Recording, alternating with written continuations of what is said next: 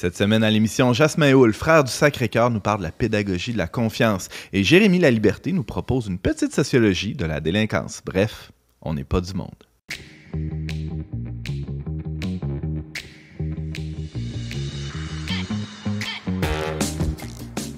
Bonjour à tous, bienvenue à votre magazine Foi et Culture, ici Antoine Malenfant. Votre animateur pour cet épisode sur les petits et les grands malcommodes, et je suis bien entouré de deux moyens malcommodes, on peut dire ça de même. James Langlois, bonjour. Salut Antoine. En forme? Comme toujours. Comme toujours. Jérémy Laliberté, une espèce d'ovni. J'arrive, je suis là des fois. T'es là, t'es pas là. Mais on est toujours très heureux de t'accueillir à On n'est pas du monde. Peut-être pour te présenter, ceux qui ne te connaissent pas, tu es animateur et formateur à la Villa des Jeunes à Saint-Augustin-des-Maures en banlieue de Québec. Qu'est-ce que tu fais là, à la Villa des Jeunes? On reçoit des groupes d'adolescents tous les jours. En fait, il y en a au moment où on se parle, un groupe Personne ne s'occupe d'eux, là, si t'es... Oui, exactement, je les ai abandonnés. Puis on fait de la formation, surtout de la formation humaine, justement, sur le leadership, des fois sur l'intimidation, sur toutes sortes, la confiance en soi, la fraternité, toutes sortes de choses. Vous recevez des écoles, des groupes... Oui, exactement. Puis c'est surtout un temps d'arrêt pour les jeunes dans les écoles où ça va tout le temps très, le très fameux vite. relais jeunesse que j'ai fait en secondaire 4. Ah ouais? Il y a je connais des gens de ton âge qui se souviennent d'être venus à la Villa. Je connais des gens de 40 ans, des gens de 50 ans. Je connais des gens de 75 ans qui se souviennent d'être allés à la Villa. Donc, voilà. James, aujourd'hui, on parle de... merci Jérémy, merci d'être avec nous, hein, on est vraiment contents. James, aujourd'hui, on parle de délinquance, mais c'est un mot... c'est un gros mot, là. Moi, j'aime mieux le mot malcommode. Je trouve qu'il est plus... Oui, mais il y a quand même un aspect... délinquance, il y a un aspect, comment je dirais ça, presque d'illégalité là-dedans. Ouais, c'est ça. On connaît tous des malcommodes, des délinquants. Peut-être qu'on l'a déjà été nous-mêmes. Avez-vous déjà fait des mauvais coups, vous? Faudrait faire attention, Antoine, pour ne pas banaliser la délinquance. on rit bien, mais non, mais c'est vrai, des fois, c'est très souffrant. Mais juste d'être hors norme, ça, c'est pas... je veux dire, ça fait partie de tout parcours humain, là, de dévier des fois d'une norme. T'as-tu déjà fait ça, toi? Dévier d'une norme? Souvent, je pense que j'ai fait ça toute ma vie, là, mais d'une manière... C'est quoi le pire mauvais coup que t'as fait, James Langlois? Moment, confession. Ouais. Je vais rien révéler de nouveau, là, parce que tout ça est connu au grand jour. Là, mais... Est-ce que les jeunes oreilles peuvent rester à l'écoute? Ça, c'est au discernement des parents. J'ai eu une passe avec un de mes amis, là, jeune adolescence, 11-12 ans. On était devenus pas mal pyromanes. Puis on s'amusait à aller faire des feux dans le bois. Puis à un moment donné, on a commencé à mettre le feu, mais après un arbre, mais... c'était rendu pas mal... Vous avez perdu le contrôle. On a perdu le contrôle, oui. À un point tel où là, tu paniques, puis là, tu dis, OK, qu'est-ce que je fais? Je me sauve-tu? Puis là, on a essayé de se sauver. On se dit, ça n'a pas de sens, il faut faire... T'sais. Fait que là, la solution qu'on a trouvée, c'est d'aller cogner chez les voisins à côté, puis de dire, hey, on appelez les pompiers, il y a un feu. Puis nous, on a fait comme, non, nous, on marchait dans le bois, puis on a vu le feu. Puis... on s'en est sorti comme ça. Même la police était venue cogner chez nous puis poser des questions à ma mère. Ils ont fait une enquête presque nationale. Non, c'est pas vrai. Tu avais quand même un certain sens des responsabilités. Là. Tu voulais pas laisser ça comme ça. Là. Non, mais là, c'est ça. Ça n'avait pas d'allure. Mais je l'ai dit à ma mère après là, que c'était nous autres. Là. Comme on dit, faute à vous à moitié pardonnée. C'est déjà pas mal. C'est quand même un bon mauvais coup, James Langlois. Ça m'étonne pas, te connaissant, que t'as été malcommode comme ça. Jérémy, toi, t'as toujours été sage comme une image? Hey, je suis pas un désobéissant tant que ça. Non? Plus maintenant qu'avant, je pense. Mais en fait, là, j'étais un joyeux délinquant quand j'étais au secondaire. Là. Je me souviens, quand j'étais en secondaire 5, on était vraiment trop vieux pour passer l'Halloween. Mais on a décidé de se déguiser et d'aller passer l'Halloween à comme 9h alors que plus personne n'a de bonbons. Puis les gens nous ouvraient la porte en disant « Mais il est trop tard, puis vous êtes trop vieux, on n'a plus de bonbons. » Puis nous, on disait « Non, mais nous, on en a. » Puis on donnait des bonbons aux gens. On se promenait puis on se trouvait tellement cool de faire l'inverse de ce que tout le monde faisait. Puis il était comme c'est parce qu'on en veut pas. on en a déjà assez. On souhaitait joyeux Halloween. Ça, c'est malcommode. Ça, c'est coquin. J'aime ça. Puis toi, Antoine, t'en as-tu une Je sais pas trop en secondaire quoi. On s'était fabriqué un fameux lance-patate. C'est une espèce de bazooka avec une canette d'aérosol. Vous n'avez jamais fabriqué ça? Je viens de région rurale. Là. On avait les loisirs qu'on pouvait. Ouais, c'est ça. Puis... c'est ça, c'est un tuyau d'ABS, tu insères une patate dedans, puis il y a une explosion avec une espèce de briquet, là, un allumeur à barbecue. Hein. Vous voyez un peu l'engin de destruction massive là, que ça représente? Puis on tirait ça, puis on a failli atteindre par accident, là, je le souligne, un des professeurs là, qui prenait sa marche sur l'heure du midi. À l'orée de la montagne, tout près de l'école. Bon, c'est ça, c'est un petit mauvais Vous avez coup, failli, puis vous deviez rire un bon coup, ça, c'est ça? On avait mal au ventre, c'est ça. Bon, alors aujourd'hui, c'est une émission, c'est ça, un peu spéciale. On parle de la délinquance, mais on en parle d'une manière positive. On voulait aborder ça. Bon, c'est pas une fatalité, c'est pas quelque chose de... c'est pas irrémédiable. Là. Et aussi, tout est dans le regard qu'on pose sur les personnes, quelles qu'elles soient, et peu importe ce qu'elles ont fait aussi. Et pour ça, je pense que vous connaissez, le frère Jasmin, qui vient à l'émission aujourd'hui. On est très heureux de l'accueillir. Notre invité de la semaine, il est fort d'une riche expérience auprès des jeunes. Il continue aujourd'hui d'accompagner des adolescents et des jeunes adultes en ne doutant jamais de leur potentiel. Le frère Jasmin Houle.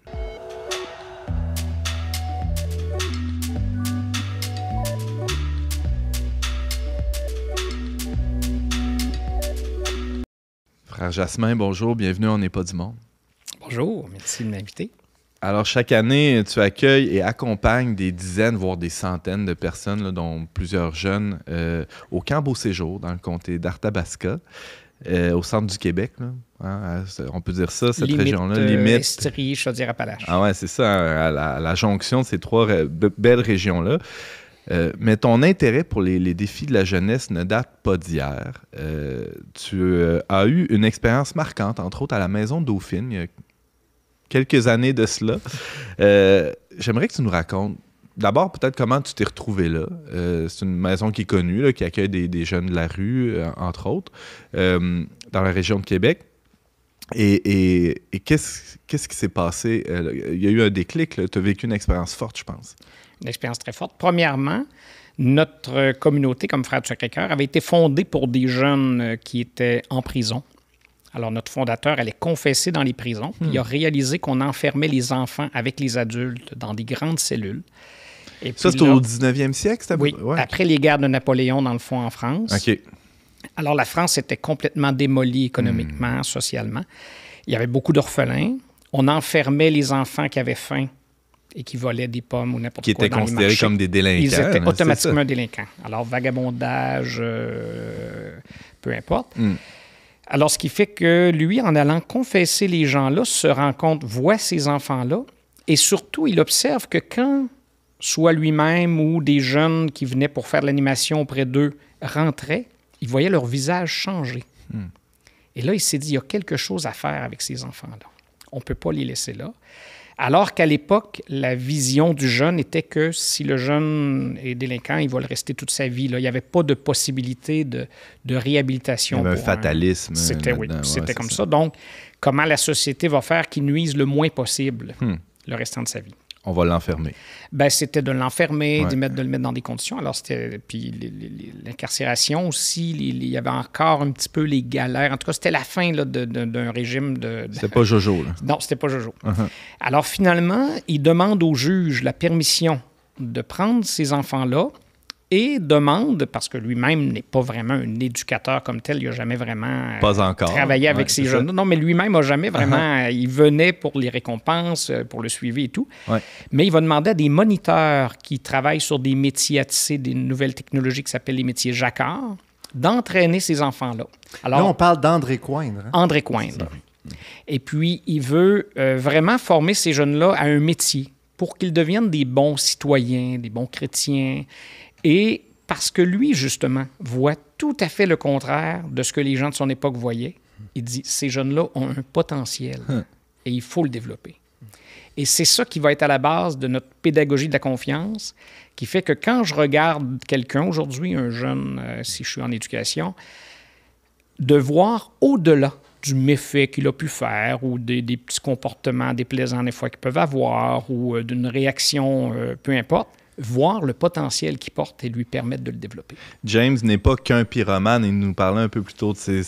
Non, mais justement, je vous ai raconté une tranche de ma délinquance juvénile. Puis j'ai été, moi, au secondaire chez les Frères du Sacré-Cœur, à Champigny. Puis justement, j'ai rencontré des éducateurs qui ont eu ce regard-là sur moi puis qui m'ont aidé dans ma vie. Qui ont vu au-delà de ça chez toi. Exactement, qui étaient remplis de cet esprit-là. Tu viens de dresser le portrait là, ou de nous présenter à grands traits ce que c'est que la pédagogie de la confiance. Là, rentrons un peu plus là-dedans. Tu dis, il s'agit de changer notre regard sur la personne, voir tout le potentiel qu'elle a. Des fois, c'est pas évident quand même. Là. Non, c'est surtout pas facile parce que quand un jeune est déplaisant devant nous, puis ça s'applique autant pour des jeunes. Moi, j'ai travaillé longtemps dans le monde scolaire, 18 ans. Après ça, j'ai travaillé 6 années dans le monde des jeunes en difficulté. Le premier regard, ou même notre jugement, des fois tout à fait naturel qu'on peut avoir envers quelqu'un, va être de voir des aspects négatifs, une première impression, quoi que ce soit. Comment je fais pour voir qu'est-ce que peut porter un jeune, qu'est-ce qu'il peut avoir comme potentiel chez un jeune qui, à première vue, peut sembler justement un délinquant, un déplaisant, etc. Avec l'expérience, ça devient de plus en plus facile. Mais au départ, effectivement, ce n'est pas simple. Oui, je t'écoute, continue. Alors, c'est vraiment aller voir. Bon, je vais donner des exemples. Je parle d'une petite fille, une jeune fille qui a à peine ses 18 ans. C'est parce que c'est pas juste des gars, c'est ça? Non, il y a eu aussi, oui, j'ai travaillé avec la clientèle mixte. L'image du délinquant dans notre tête, c'est un petit bum là, qui... C'est ça qui... Oui, vas-y. Alors, la jeune fille fait des vols de bijouterie.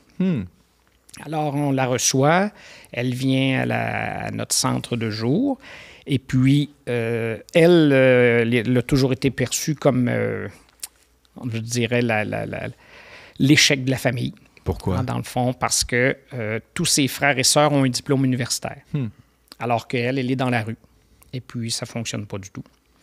J'apprends par après qu'elle avait vécu un abus sexuel de la part d'un membre de sa parenté, etc., puis qu'il y avait vraiment quelque chose qui s'était détruit dans sa vie. En tout cas, on a travaillé ça par après, on a accompagné ça. Mais au départ, j'ai dit, qu'est-ce que tu fais pour voler une bijouterie? Alors, elle me raconte qu'elle observe beaucoup. Elle remarque où sont les caméras. Prenez des trucs à la maison. Vous allez en apprendre sur comment on fait ça. Prenez des notes.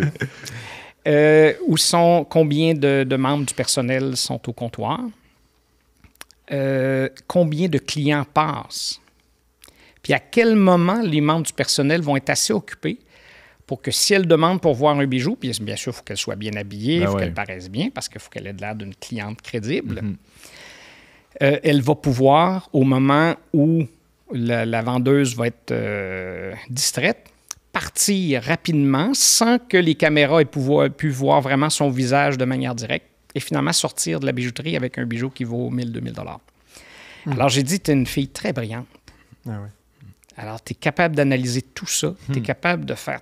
Sauf que tu te sers mal de ton intelligence.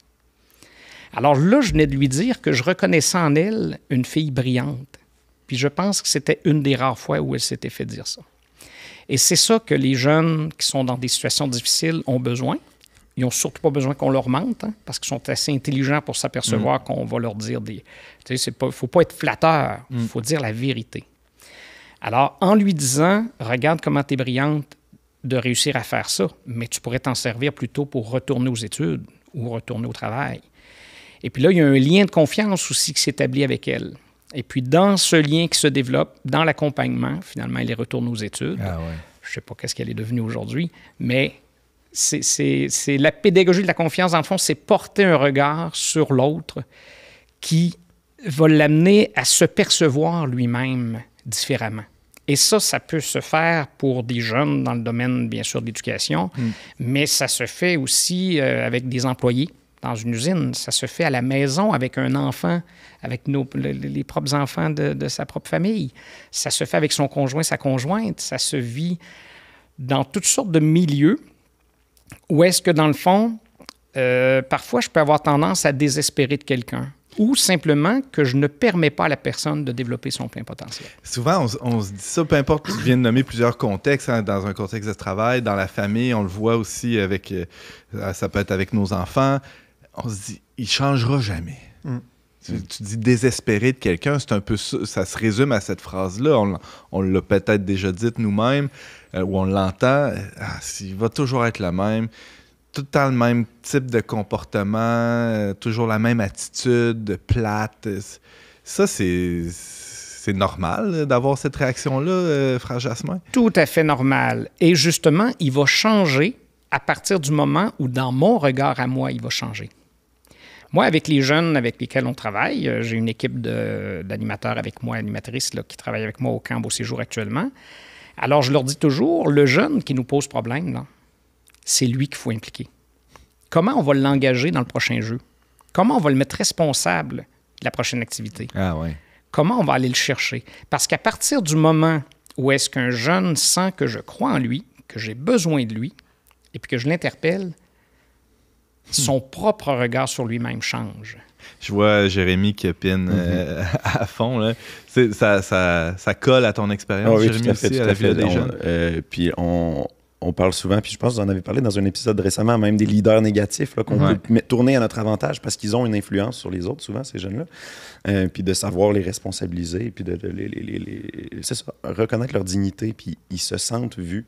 Puis ça change tout, plutôt que de se sentir invisible puis nuisible. Puis... Parce que des fois aussi, c'est ça, nous, on pose ce regard-là de désespoir là, sur la personne, mais elle-même peut avoir ce regard-là sur elle-même. En fait, c'est pas rare du tout que je serai jamais bon, je serai jamais... comme cette jeune fille-là dont tu parlais, Frère Jasmin. Oui. Tu sais, c'est toujours de voir aussi c'est quoi dans l'histoire de la personne. Tu l'as un peu dit, tu parlais de la fille tantôt, elle a vécu une agression, puis c'est comme si, dans le fait de faire des mauvais coups, c'est comme s'il y a une manière d'aller chercher l'attention, de vouloir attirer l'attention du monde pour te faire dire, t'es là, on te considère, on t'aime, tu sais. Mais c'est de ne pas être capable, justement, d'attirer cette attention-là de manière, on va dire, normale, tu sais. Puis c'est tout à fait normal pour un jeune de construire son identité à partir du regard que les gens portent sur lui, particulièrement les parents au départ. Ah oui. Donc, si les parents ont stigmatisé un enfant en portant un regard, bon, toi, t'es le petit tannant de la gang, toi, t'es comme ci, toi, t'es comme ça, et au lieu de développer son potentiel... Lui, c'est notre mouton noir dans la famille. Bon, lui, c'est notre petit tannant. Ouais, alors donc, c'est normal qu'il agisse comme ça, tellement que des jeunes, des fois qu'on reçoit en intervention, moi, je suis un délinquant. Moi, je suis le petit mouton noir. Moi, je suis celui qui dérange. Et moi... Quand, en farce, que je leur dis parfois, moi, je veux ton bien puis je vais l'avoir. Alors donc, je mets le jeune au défi. Parce que sinon, lui, il va essayer de me prouver qu'il est ce qu'on a toujours dit de lui. Et c'est pourquoi qu'au départ, comme éducateur, il ne faut surtout pas lâcher.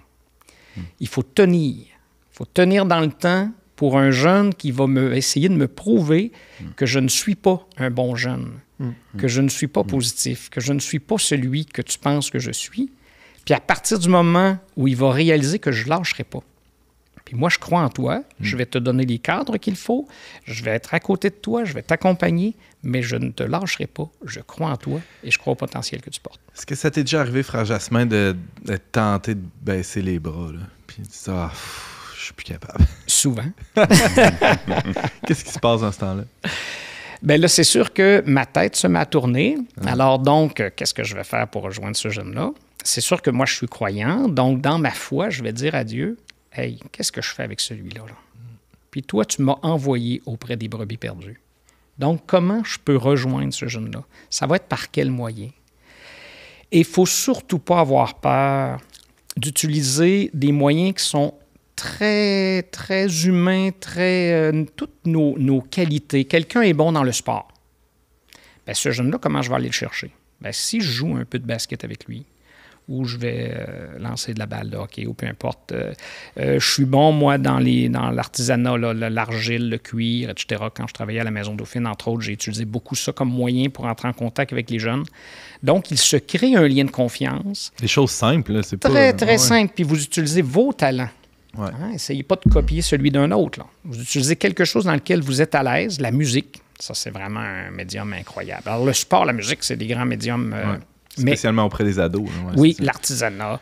Peu importe la forme, simplement dans le fait qu'on crée un lien de confiance avec la personne ou le jeune dans le temps. Ça peut prendre au début une journée, 2 journées, 3 journées, une semaine, 2 semaines, mais avec le temps, le lien se développe. Moi, je me souviens très bien d'un jeune à la Maison Dauphine. Je travaillais de l'argile sur une table. Il venait s'asseoir, le local ouvrait. Il venait se coucher sur le divan qui était juste devant ma table. Je le saluais de la tête. C'était la seule interaction qu'on avait au départ. Je le saluais de la tête quand il se relevait pour aller manger, quand il se recouchait, puis quand il partait le soir. Là, tu parles jeune, c'est quel âge à peu près? On accueillait des jeunes de 16 à 24 ans. Ceux de 14 à 16 ans, on essayait de ne pas les garder au local parce qu'on craignait beaucoup pour les dealers et les proxénètes qui essayaient de venir recruter. Donc, on s'organisait, eux autres, pour les éloigner, mais les retourner plutôt dans des ressources qui étaient plus adaptées à leur âge. Ouais. Mais théoriquement, on accueillait aussi des 14 ans à l'époque, ce qui était plus rare. Mais des 16, donc on avait un certain nombre de mineurs. Ouais. On avait, puis à 24 ans... Fait qu'il y avait ce jeune-là qui était... Qui venait se coucher tous les jours. Alors donc, on se salue, on se parle après, mon Dieu, peut-être une semaine ou 2 semaines. Ah ouais. Et tout à coup, le lien de confiance est gagné.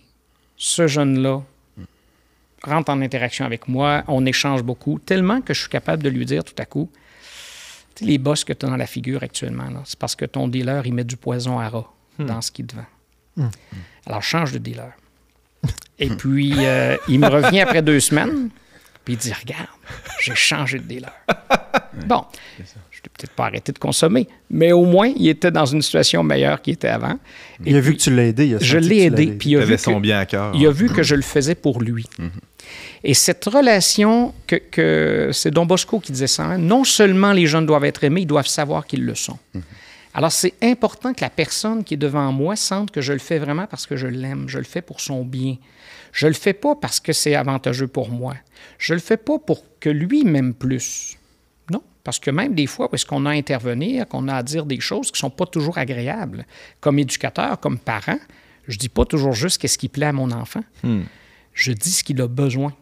Ben d'ailleurs, ça, c'est un point quand même important, l'espèce d'encadrement, ou c'est une façon d'aimer aussi, l'autre, de poser certaines limites. As-tu déjà été face à... Il nous reste 2-3 minutes, là. As-tu déjà été face à un jeune qui avait à peu près jamais été confronté à ça, puis là, tu te retrouves avec lui, puis il doit s'insérer dans un cadre, que ce soit le camp ou une école, ou... Je pense à Mowgli, là, qui a été élevé dans la jungle. Les enfants sauvages. C'est un peu une caricature, mais tu vois ce que je veux dire. Comment intégrer quelqu'un alors qu'il n'est pas habitué d'être confronté à des limites, là? Bien, c'est sûr que c'est essentiel. J'en ai constamment eu, puis on en a constamment, hein, des limites à mettre dans toutes sortes de toute la vie sociale est composée de ça. Cadre constamment. Et puis, parfois, je disais même à un jeune, tu sais, hein, je veux ton bien, puis je vais l'avoir.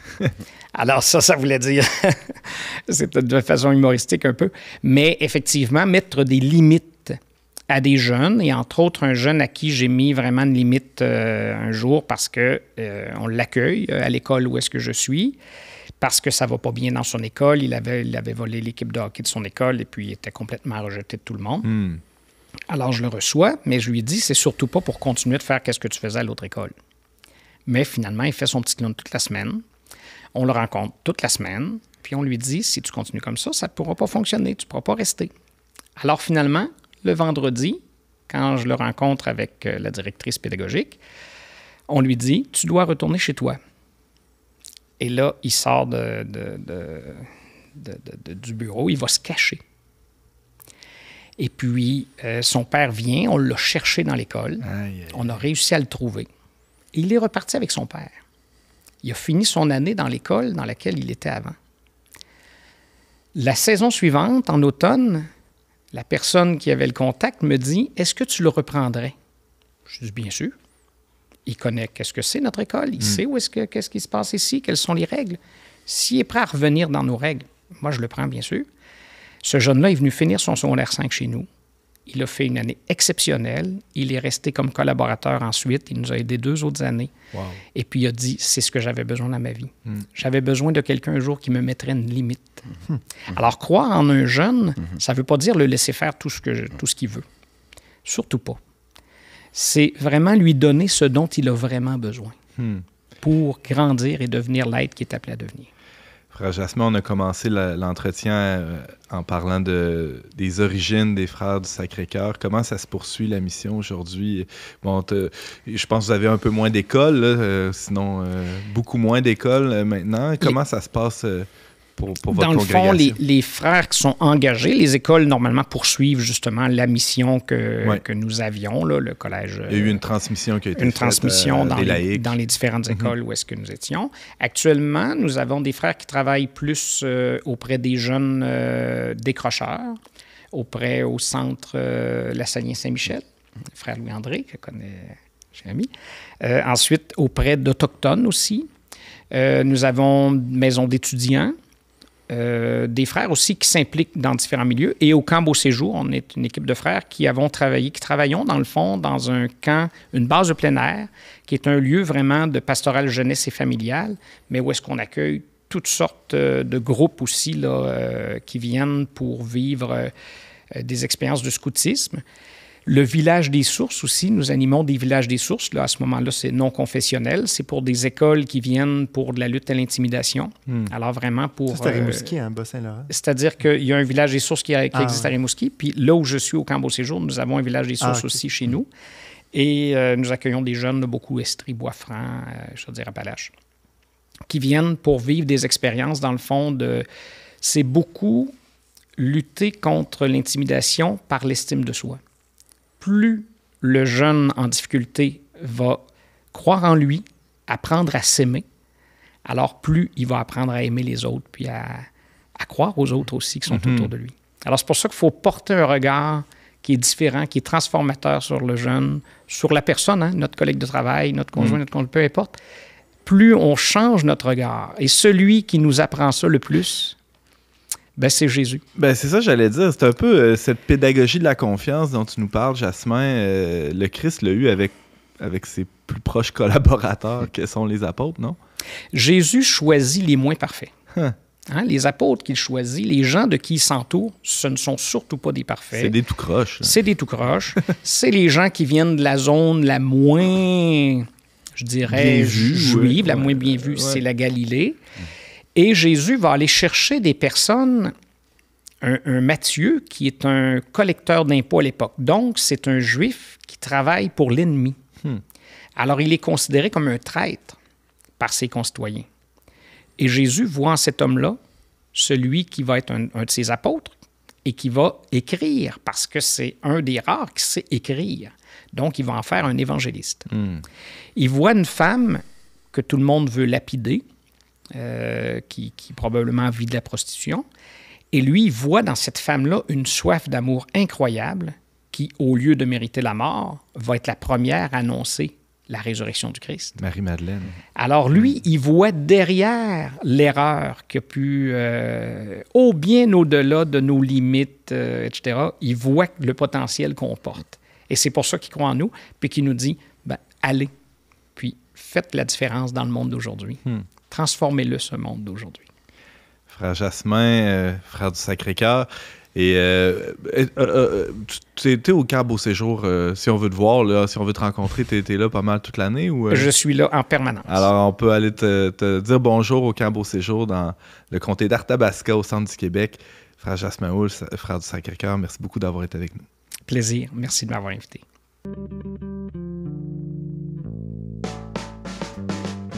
On n'est pas du monde est une émission produite par l'équipe du magazine Le Verbe. Pour vous abonner gratuitement et recevoir 8 numéros par année, visitez leverbe.com/abonnement. James Langlois, bonjour. Salut Antoine. Quand on visite nos églises, je ne sais pas si ça t'est déjà arrivé, mais quand on visite les églises, on voit les statues de plâtre là, des saints sur les autels, puis on se dit « Ah, sont-tu beaux, sont-tu parfaits? Hein? » Me semble que c'est pas moi, ça. Pourtant, parmi les saints, il y avait des malcommodes. Il y en avait aussi qui avaient une attention particulière pour les malcommodes, puis tu veux nous en présenter aujourd'hui. Tu penses à des malcommodes, là, puis déjà, Saint-Augustin, c'était un grand malcommode avant sa conversion. C'est vrai. Il raconte même là, une histoire qu'il avait volé des poires, tu vois. Donc, Saint-Augustin qui est devenu un très grand saint de l'Église, grand docteur, grand théologien, comme quoi rien n'est impossible. Mais oui... Philippe Néri aussi était un peu spécial, non? Oui, il était mal commode. Oui, il était comique.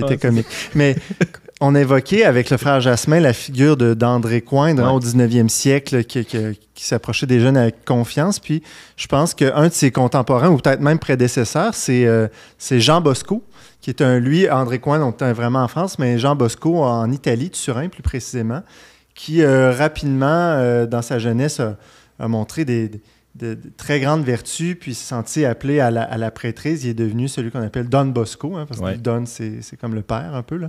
Et puis, il avait souvent ce rêve qu'un jour, il allait être envoyé, il allait avoir des jeunes, etc. Puis, il est arrivé dans une ville à un moment donné, puis il a vu... il rentrait dans une sacristie où le sacristain est en train de mettre dehors un jeune qui était là, puis je sais pas, il vagabondait. Puis, il faisait du skate sur le parvis. Ah non, il n'y avait pas de skate à l'époque. Ça. Puis là, Jean Bosco de dire au sacristain, mais qu'est-ce que tu fais là? Retourne le chercher. Puis donc là, il ramène le jeune, et là, Jean Bosco lui dit, tu sais, les autres, ils font le catéchisme. Puis il se rendait compte que dans le fond, le jeune qui avait devant lui, il connaissait absolument rien de la foi, de Dieu, etc. Et c'est là que Jean Bosco lui a dit, qu'est-ce que tu en penses? Tu pourrais revenir, puis est-ce que je vais t'enseigner le catéchisme, je vais t'enseigner la foi. Puis là, le jeune dit oui. Puis c'est comme ça qu'il a débuté son rôle auprès des jeunes. Il s'est mis à accueillir, puis justement, tout dans un esprit de confiance. Tu sais, Jean Bosco, lui, a pas beaucoup écrit sur... en fait, il y a seulement un texte de lui où il parle de l'approche préventive. Mais les Salésiens, c'est-à-dire la congrégation religieuse qu'il a comme fondée par après, a mis de l'avant, a développé un peu plus sa pédagogie ou son approche qui est justement l'idée de prévention, de pas chercher à toujours punir par la répression les méfaits, mais vraiment d'abord d'être dans une présence auprès de ces jeunes-là d'une manière très, très aimante, parce que Jasmin le citait tantôt, il ne faut pas juste qu'ils savent qu'ils sont aimés, mais qu'ils le sentent, qu'ils le sachent. Là. Donc, c'est très important. Puis donc, Jean Bosco a fondé comme ça des écoles qui sont devenues des écoles les plus réputées en Italie, où à la fin, je pense qu'il y avait des centaines de jeunes qui étaient avec lui. Il a aussi attiré d'autres prêtres qui se sont joints à lui, etc. Mais il y a un de ces jeunes-là, même, qui par un concours de circonstances, c'est Dominique Savio, qui est devenu un autre très grand saint, qui est mort à 15 ans. Dominique Savio, qui déjà quand il était tout petit, il devait marcher 4 km pour aller à l'école, puis il faisait ça 4 fois par jour. Puis là, les gens disaient, t'es toute seule, qu'est-ce qui se passe? Il disait, non, je suis pas jamais toute seule, je suis avec Dieu. Puis il s'est rendu à l'école de Jean Bosco, parce que justement, il venait pas d'une famille très riche, puis il a réussi à avoir de l'aide pour aller dans cette école-là, qui était considérée, comme je le dis, parmi les meilleures écoles d'Italie. Et puis en rencontrant Jean Bosco a tout de suite vu il y avait devant lui un jeune assez spécial, mais qui n'était pas du tout délinquant, alors qu'il était entouré de délinquants. Puis Dominique Savio a eu une influence, très grande influence parmi les jeunes qui l'entouraient. Parce qu'une anecdote très connue, tu vois, il y avait deux jeunes qui étaient sur le point de se battre, de se lancer des roches même. Et là, Dominique Savio d'intervenir puis de dire « Non, vous ne pouvez pas faire ça, c'est pas correct. » tu sais. Puis là, un des deux dit « Ah, ben attends, nous aussi, on va te fendre le crâne avec une roche, tu vas voir. » Puis là, Dominique Savio il a sorti son crucifix, puis il leur a dit « Moi, j'empêche pas ce combat-là d'avoir lieu, mais avant, regardez-le lui, puis tirez-moi la première pierre. » Et là, les autres, complètement désarmés, ils ont dit « Non, ça se peut pas. » Puis donc, vous voyez, c'est un exemple où il était une très grande influence sur les jeunes de son temps, puis Jean Bosco insistait beaucoup sur l'idée de la douceur aussi. Jasmin nous a parlé de la confiance, puis Jean Bosco, c'était beaucoup la douceur, progressivement d'arriver à ce que les jeunes autour de lui sentent cet amour-là, puis soient emmenés progressivement à changer. Mais ça, c'est intéressant parce que c'est un peu un cliché de le dire, mais c'est tentant aujourd'hui de vouloir changer les choses rapidement. On veut appuyer sur un bouton, tout est programmé. Bon, je pèse là, puis ça marche tout de suite. On a un résultat tout de suite. Alors que cette pédagogie-là, de la confiance dont nous parlait Frère Jasmin un peu plus tôt, ça nécessite beaucoup de patience, non? Oui, puis justement, la douceur, Jean Bosco a fondé sa communauté religieuse qui s'appelle les Salésiens, d'inspiration de Saint François de Sales, qui lui n'a pas vraiment fait d'apostolat auprès des jeunes, mais qui est un évêque qui était réputé pour sa colère, mais qui, vers la fin de sa vie, est devenu on l'appelait le 12 évêque, parce que il s'est laissé tellement pétrir par l'amour de Dieu qu'il est devenu très doux, puis il attirait les gens à Dieu à cause de sa douceur. Donc, c'est ça qui a donné cette inspiration à Jean Bosco de dire que la douceur peut tout changer chez les autres qui côtoient cette douceur. C'est pas Dominique Savio qui avait dit, corrigez-moi si je me trompe, là, si te restait quelques minutes à vivre, qu'est-ce que tu ferais? Puis il a dit, si je joue au soccer, je continuerai à jouer au soccer. C'est lui qui a dit ça? Oui, je ferais de mon mieux, ce que je vis. Ce que je suis en train de faire, là, c'est ça. Ça, il me semble que ça a du sens. Non, moi, je trouve que c'est une histoire qui est assez proche de nous dans le temps, tu sais, 19e siècle, là, tout ça, c'est... Mais on voit qu'il y a eu une révolution à cette époque-là, une manière il y avait un contexte social, puis il y a eu une révolution, autant en France qu'en Italie, chez les éducateurs, chez les gens qui côtoyaient les jeunes, de regarder, d'approcher justement ce rapport-là aux autres, aux méfaits, d'une manière complètement différente. Une conversion du regard. Absolument. Mm-hmm. James Langlois, merci beaucoup. Je t'en prie.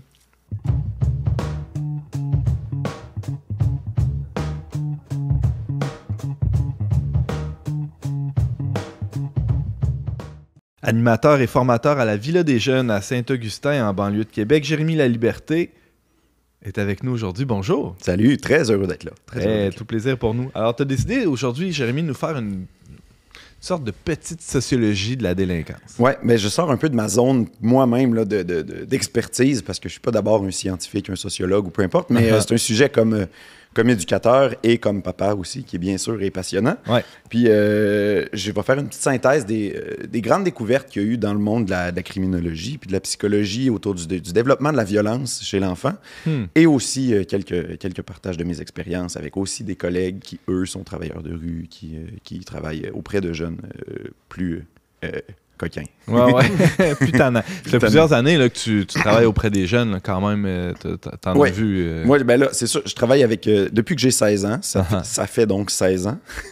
Je travaille auprès des ados, pas particulièrement auprès des délinquants, mais évidemment, dans une vie de groupe, il y a toujours une dynamique une diversité. C'est ça, exact. On essaie de fournir un cadre et il y en a qui apprécient plus ou moins le cadre qu'on fournit, bien sûr. Parlant de cadre, posons-le, le cadre un peu de théorique là, de cette réflexion-là.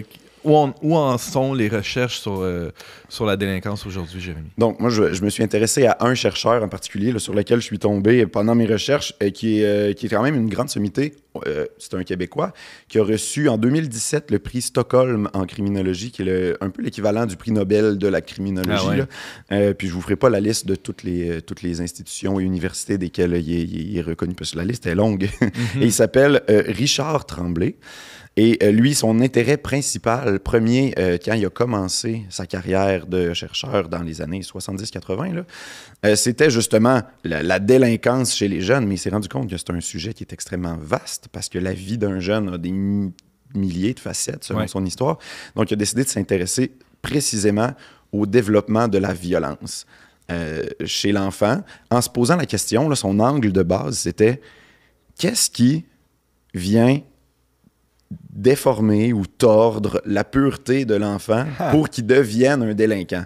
Mais ça veut dire qu'il y avait une posture un peu rousseauiste au départ. L'enfant est bon, puis la société le corrompt, mais je veux dire, t'es papa comme moi, puis comme on voit bien que... C'est ça. Un petit enfant n'est pas nécessairement toujours le symbole de la pureté, à part peut-être, évidemment, il n'y a pas nécessairement de méchanceté là, ou de vilainie, mais ça cogne des fois. C'est ça. Et c'est ça qu'il a mesuré. Il a mesuré les coups de pied, les morsures. OK, il a compté ça comme ça. Oui, les vols, puis les batailles. Okay. Mais de l'enfance jusqu'à l'âge adulte. Donc, il a fait des longues recherches qui ont duré des décennies.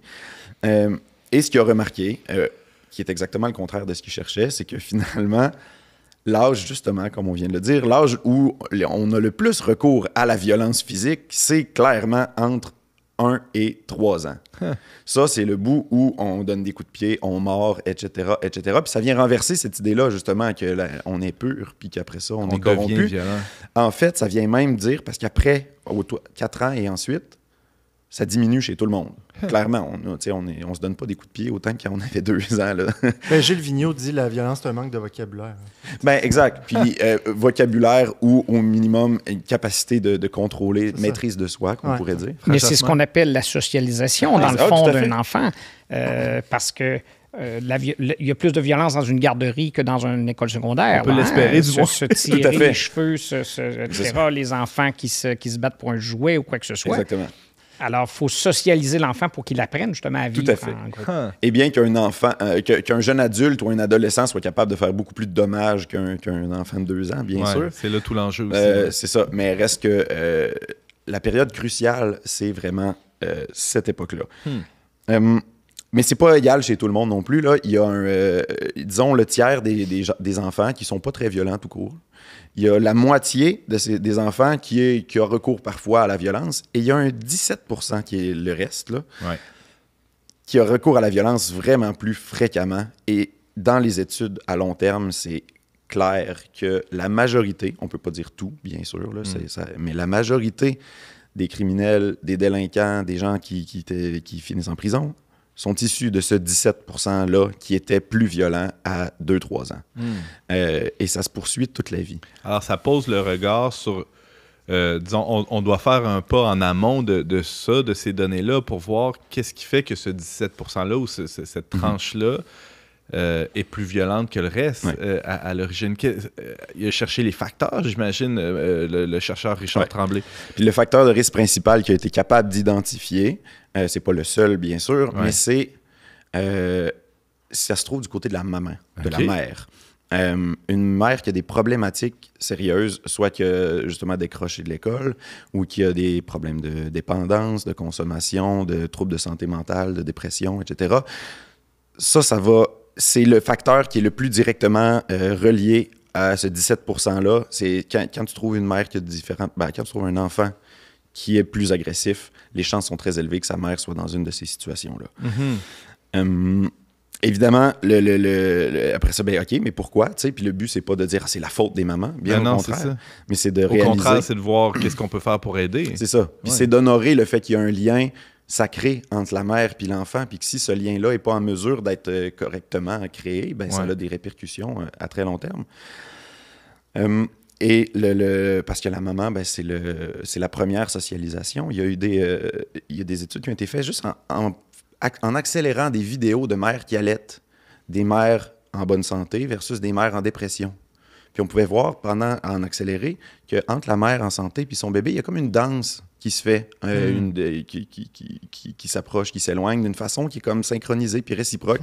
Puis avec une maman qui est en dépression, ce lien-là est comme pas là. Puis c'est déjà les premières étapes de l'apprentissage de la réciprocité, de chacun son tour, de « OK, je te laisse pour jouer ensemble avec des amis », c'est ça que ça prend aussi. « OK, c'est ton tour, c'est mon tour ». Il y a une façon de danser ensemble dans la socialisation. Puis ça commence avec la maman, bien sûr. L'encadrement, la liberté, c'est ça, ce mouvement-là qui est très dynamique, c'est ça. Qui se fait presque naturellement sans qu'on y pense. De s'adapter à ce que l'autre propose, puis de lui laisser sa place, puis de prendre la mienne. Mais tout ça, ça s'apprend dès la plus petite enfance. Puis bien sûr, il peut y avoir des incidences sur la grossesse, là, sur le développement cognitif, tout ça. Si la mère a des problèmes de consommation, tout ça, là, on devine bien ça. Mais j'imagine aussi qu'il y a comme... Est-ce que l'enfant, aussi en vieillissant, les actes de violence sont là, mais est-ce qu'il est comme corrigé dans ce comportement-là, ou j'imagine aussi si on le laisse juste aller dans alors, il fait juste comme approfondir ce comportement. Il y a réellement un seuil, et là, on est encore dans la science. On viendra tantôt à que faire avec un vrai être humain, là, non pas avec une statistique, là, parce que ce que je sors, c'est des chiffres. Mais il y a vraiment un seuil à 4 ans. Parce que c'est pas mal le moment où l'enfant devient socialisé par ses pairs, plus que par ses parents. À l'école maternelle, à la garderie, etc. Tout d'un coup, c'est plus le parent qui est la source principale de socialisation. Puis à ce moment-là, si l'enfant n'est pas capable d'interagir, de s'ajuster aux interactions sociales, les autres enfants ne veulent pas jouer avec. Fait qu'il perd des occasions d'apprendre à socialiser. Là, ça fait boule de neige. Qui s'enclenche. C'est ça, exactement. Puis les parents des amis, ils veulent moins l'accueillir à la maison parce qu'il est moins discipliné, puis fait qu'il y a moins d'occasions d'aller visiter. Une espèce de cristallisation de ces comportements-là qui sont... Fait qu'il y a un effet boule de neige qui s'enclenche, puis qui est qui est dans le domaine des sciences de la criminologie, qui après ce seuil-là, qui devient tout un défi. Puis c'est pour ça que c'est la question qu'on se pose aujourd'hui aussi. Qu'est-ce qu'on fait avec eux, coudon? Parce que une fois que ce cycle-là est enclenché, comme on le disait tantôt, là, un jeune peut justement s'identifier à son isolation ou à sa différence ou à sa désobéissance. C'est drôle, tu parlais du rôle de la mère parce que souvent j'ai entendu, j'ai peut-être même contribué à ce préjugé-là, j'ai entendu que c'était le rôle du père qui était déterminant, spécialement dans la délinquance, l'absence ou la présence trop encadrante ou trop absente là, du père. C'est étonnant quand même, non? Mais c'est la raison pour laquelle il en parle moins, c'est que c'est difficile après ça de démêler vraiment qu'est-ce qu'il en est, parce que là, il y a plusieurs facettes. Cette variable-là. C'est ça. La variable de la maman, elle est évidente, elle est claire. La variable du papa, possiblement que c'est une mère qui vit des problèmes, des problématiques, a des bonnes chances d'avoir des enfants avec un homme qui lui aussi a des problèmes et qui a le potentiel d'être soit plus absent, soit un moins bon modèle de maîtrise de soi aussi, parce que je rappelle, le but c'est d'apprendre à se maîtriser et non pas juste d'éviter ce qui peut corrompre. Là, mais... Fait que c'est un facteur qui est presque accidentel et non principiel ou fondamental. Là. Exactement, possiblement. C'est difficile à distinguer. Mais bien sûr, ça joue un rôle, mais le facteur qui est principal, c'est les moments. Les moments, comme je dis. Comme disait dans la petite vie. Ouais, c'est ça. Et ça vient donc, si on veut réellement aider, pour faire une différence, cliniquement parlant, c'est là, il y a une zone où vraiment, il y a des effets qui ont été remarqués quand on accompagne les mamans de la grossesse jusqu'à l'âge de 2 ans. Par exemple, par des visites de des infirmières qui iraient régulièrement accompagner. Puis aider, pas simplement pour des suivis médicaux, mais aider la maman à distinguer, pas à distinguer, mais à discerner des choix difficiles. Qu'est-ce que je devrais faire? J'envoie-tu mon enfant à la garderie? Puis ci, puis ça. Qu'est-ce qui serait bon pour lui? D'avoir juste quelqu'un à qui en parler, quasiment une grand-maman de remplacement, là, parce que des fois, dans ces milieux-là, c'est pas tout le temps facile de trouver des appuis. Ouais. Je dis ces milieux-là comme si c'était une chose, là, mais bien sûr, c'est complexe. Là. Mais accompagner les mamans, ça a des effets qui réduisent clairement, puis ça a été démontré à long terme, les risques de finir en prison, les risques de devenir criminel, etc. Et des effets clairs. Frère Jasmin. Ben, moi, je vois un lien incroyable avec le sujet qu'on avait tout à l'heure. Toute la pédagogie de la confiance, dans le fond, plus on intervient rapidement avec l'enfant, mieux c'est. Moi, j'ai vu des cas de jeunes à l'adolescence où est-ce que le cerveau est encore en modelage. Quand tu permets à un jeune de se percevoir tout à fait différemment, justement, de l'évolution qu'il a connue auparavant, parfois, ils prennent des tournants incroyables. Et quand ils découvrent la joie puis le bonheur de vivre dans quelque chose de positif et constructif, il y a un tournant qui se prend. On sait que la cristallisation arrive vers l'âge de 25 ans. Donc, après ça, c'est sûr que c'est faisable, mais ça devient de plus en plus difficile. Mais avant, enfance, adolescence, c'est très important d'intervenir. Puis peut-être la maman, elle a besoin, elle aussi, de se percevoir autrement. Tout à fait. Parce que si elle se perçoit comme une mauvaise maman, c'est clair que... Mais si par contre, on lui apprend à devenir une bonne maman et qu'elle a peut-être des belles qualités de bonne maman, c'est important aussi pour que l'enfant puisse en bénéficier. Ce que dit le frère Jasmin, ça nous permet justement de faire le pont. Là, tu as bien exposé les chiffres, les données récentes, les analyses qui ont été faites, entre autres, par Richard Tremblay. Jérémy, qu'est-ce qu'on fait dans l'intervention après? Pas n'importe quoi. Sérieusement, là, une des découvertes importantes, c'est aussi les bonnes volontés puis les intuitions. Des fois, là, ça mène dans le sens inverse. Ah ouais? Comme quoi, par exemple? Je vous retrouve son nom. Elle s'appelle Joan McCord. Elle a créé un camp. Il y a plusieurs années, elle aussi, c'est une sommité qui est maintenant retraitée. Là. Comme un camp pour accompagner les délinquants, justement, les jeunes à risque. Puis elle avait fait un groupe de jeunes qu'elle a suivi qui est allé à ce camp-là, qui était un bon camp, dans lequel les moniteurs étaient amicaux, puis dans lequel ils donnaient des bonnes ressources, puis dans lesquels... et ils ont 30 ans plus tard, en regardant les jeunes qui sont allés ou pas à ce camp-là, elle se grattait la tête, mais elle a vérifié 10 fois. Les jeunes qui étaient allés au camp avaient tous plus de risques de récidiver, d'avoir des problèmes d'alcoolisme, de finir en prison, etc., etc. Puis là, elle se demandait pourquoi, puis elle réalisait qu'il y a différentes hypothèses. Une, c'est qu'il y a une dépendance qui peut se créer envers le moniteur. C'est comme, pendant que je suis au camp, ça se passe bien, mais finalement, je ne développe pas réellement mon autonomie. Quand on me renvoie dans le vrai monde, finalement, désillusion, c'est encore tout croche. Puis finalement, ça crée des attentes qui sont frustrantes quand tu retournes dans le vrai monde, de dire « je pensais que j'étais capable, puis finalement, mais donc j'étais encore tout croche ». Puis ça peut faire boule de neige d'une façon étonnante. Il y a aussi des fois, ça c'est un facteur important, je crois, on peut arriver avec nos grands sabots là, de dire « moi, là, je vais te sauver, le jeune ». Puis de lui imposer un système de valeurs qui fonctionne mieux que le sien. Puis ça répond pas réellement à des besoins, puis ça fait juste déconnecter l'enfant de sa réalité. Puis on le disait tantôt, ce qui fonctionne, c'est de le rejoindre là où il est. Puis des fois, de faire rentrer dans un système qui va comme le réformer, ça peut nuire même. Donc, il faut faire attention à ce qu'on fait. Mais donc, ce qu'on fait sinon, je disais tantôt du soutien aux mamans, puis aussi du service de garde en bas âge, ça fait toute la différence. Il y a cet âge-là qui est crucial. Mais après ça, qu'est-ce qu'on fait avec quand on sort des statistiques, quand on sort de la science, puis qu'on dit, là, je suis en relation avec une personne que j'essaie d'aider. Il faut se dire d'abord, c'est pas parce qu'il y a plus que 4 ans que c'est une cause perdue. Évidemment, même s'il y a un seuil à 4 ans, coudonc, comment je l'accompagne maintenant? Une chance que tu dis ça, parce que moi, je pensais rentrer à la maison ce soir puis dire à ceux qui avaient passé le seuil de 4 ans... Toi, c'est fini. Désolé, il est trop tard. On ne peut plus rien pour vous. J'ai tout fait ce que je pouvais. C'est ça. Évidemment pas. Okay. Puis aussi, les jeunes appelons-les délinquants pour le terme large, ne sont pas toujours issus de familles dysfonctionnelles. Des fois, il y a des parents de familles fonctionnelles qui ne savent pas quoi faire avec leurs jeunes, qui, coudonc, ça ne marche pas dans le milieu où ils se trouvent. Puis parce qu'il y a un tempérament plus exactement. C'est pas facile de savoir quoi faire parce que c'est difficile d'identifier la cause. Mais là, tout d'un coup, ça revient à ce qu'on disait avec frère Jasmin tout à l'heure. Parce qu'il y a une sagesse dans le délinquant ou le décrocheur, je veux dire, le décrocheur, il n'est pas fou. Il y a une sagesse dans le fait de dire, sais-tu quoi, l'école, là, c'est n'importe quoi. Moi, j'ai l'impression d'être dans un navire qui s'en va nulle part puis qui tourne en rond. J'abandonne le navire.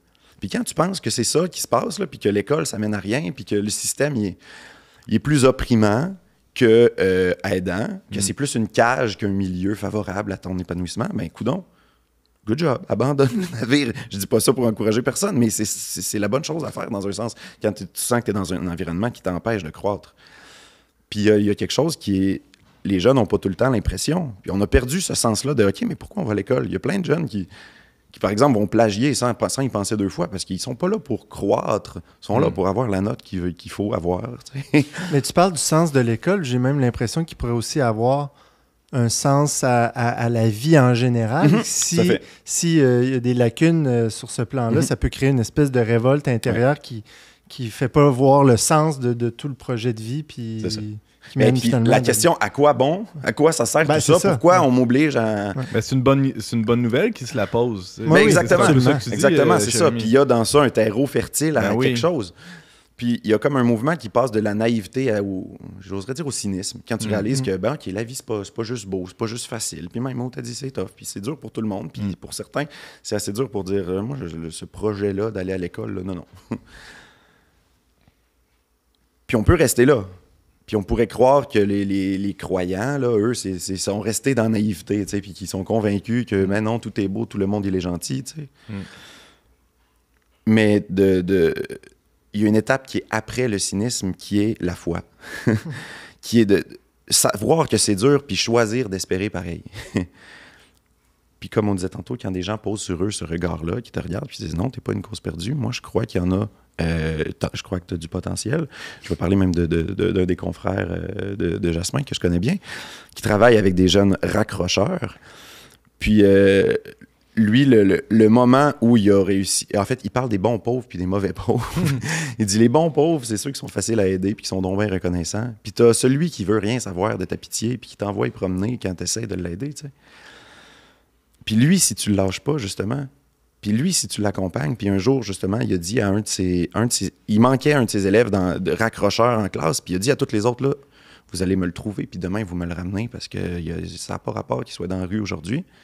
Puis le jeune, ça l'a surpris. Comment ça, il tient à moi de même? Comment ça, il veut que je sois là? Puis c'est à partir de ce jour-là qu'il s'est ouvert puis qu'il a décidé de s'impliquer dans son parcours de raccrochage parce que c'est ça, quelqu'un a posé un regard sur lui d'espérance. Jérémy Laliberté, animateur et formateur à la Villa des Jeunes à Saint-Augustin de Desmaures. Merci beaucoup pour ce regard sur la jeunesse, plein d'espérance, justement. Vous avez un commentaire, une suggestion ou une question pour l'équipe d'On n'est pas du monde? Contactez-nous via les pages Facebook et YouTube du Verbe Média ou écrivez-nous directement à onpdm@le-verbe.com. C'est déjà tout pour cette semaine, mais avant de se quitter, notre traditionnel tour de table sur des suggestions culturelles. Commençons avec James Langlois.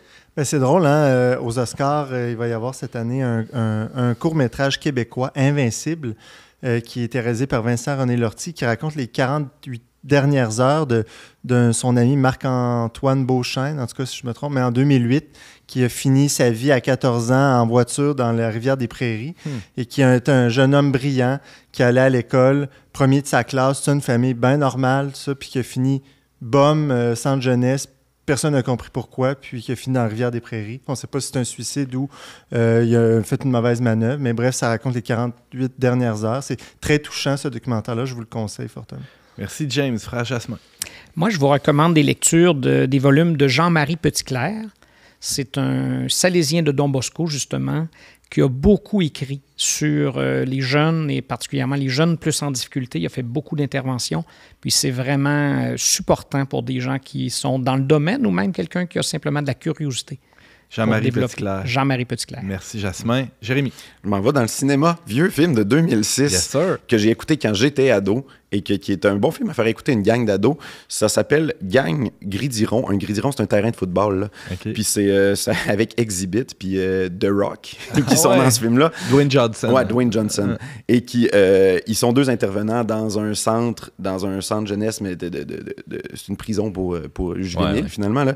Et c'est des membres de gang qui se tiraient dessus la semaine avant, puis que le cousin d'un est mort à cause de ci, puis ils saillissent tous, puis ils sont obligés de jouer au football ensemble. Puis c'est beau. C'est vraiment beau, même si ça pourrait avoir l'air d'un peu loufoque. Là. Moi, j'ai trouvé que c'était un beau film. Voilà. Merci, Jérémy. Merci à vous d'avoir été avec nous. Je vous invite à partager cette émission sur vos réseaux sociaux. On peut nous retrouver sur YouTube, Facebook et évidemment sur leverbe.com. On se dit à la semaine prochaine pour un autre épisode d'On n'est pas du monde.